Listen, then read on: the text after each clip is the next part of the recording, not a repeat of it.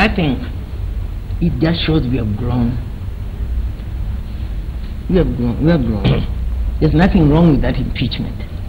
Those, as Chris says, those who are going to bring it, let them work their way and see it through.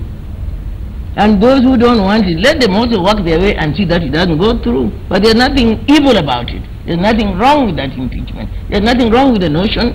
It is a democracy. If a group of people or some section of Kenyans feel the president has not done the right thing, if, for example, where Chris is, the shareholders feel he's running a public institution, the shareholders feel he's not doing the right job, you can do a hostile takeover. It's done all the time in the use. Hostile takeover. So it's the same thing. It's the position. And who better to do it than the opposition? You can do it, Jeff. You are not in politics. He can do it. He's in business. I can do it. I'm a farmer. The people who are doing it are the right people. And if they can push it through, fair and good. It is a democracy. We are growing, and there's nothing evil about it. And those who want to make it look like it's being done, you know, the president is being told, hey, you are able to do a good job. Do it. He's not done a good job as far as I'm... You know, I gave him a lot of time last time I was on this show. But on the teachers, he let me down. And I hope he comes back from New York, where he is now. He's in New York, isn't he? He comes back and does. In fact, I did expect him to go to New York. With this mess, if I were him, I wouldn't move. You gave this to them, why? Because they earned it. Jeff, if you worked for me, you would have been a millionaire today. Where can I apply? Through me. Via me. There was a court order. There is a court order. No, there is a court order, a standing court order. What are we saying? A court orders are only obeyed in this country sometimes when it suits people. And I want to add, and I have no reason why I shouldn't add, that our president ascended to power through a court order.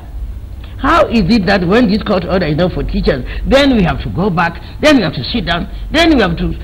There was a court order, and this court order was based on figures for years, for decades. And these figures didn't just come out of a hat. These were figures that the government offered to say, the teachers wanted much more, but they said if between 50 and 60 we can manage. Then when that was now, the order was given. This order is being ignored. And I feel sorry for Mutunga, because his court has been made into a laughing stock. Really, Mutunga?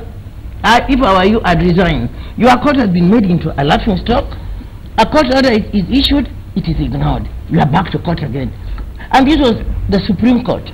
Yeah. Now, after the Supreme Court, where do we go? I say pay the teachers and let's sort out the others later. Orie, the latest Orie Rogo. Both your parents were teachers. Both. Teachers on strike. Week number 5 now. Both parents were teachers. Both were heads of institutions. Both, I watched them. And Jeff, I didn't tell you that my father, with the late Kioni, my father was treasurer of NAT. Yeah. And when he passed on, I'm the one who returned his books. Yeah. And I'm here, particularly. I came in from Kitale because of my father and my mother. I watched them. They worked so hard. They tried so hard. Years. It's been years. This salary increment they just talked about. And I'm telling teachers now, as a daughter of a teacher, a daughter of 2 teachers, don't go back. That's what you're saying? Don't go back. That's what you're saying? Oh my.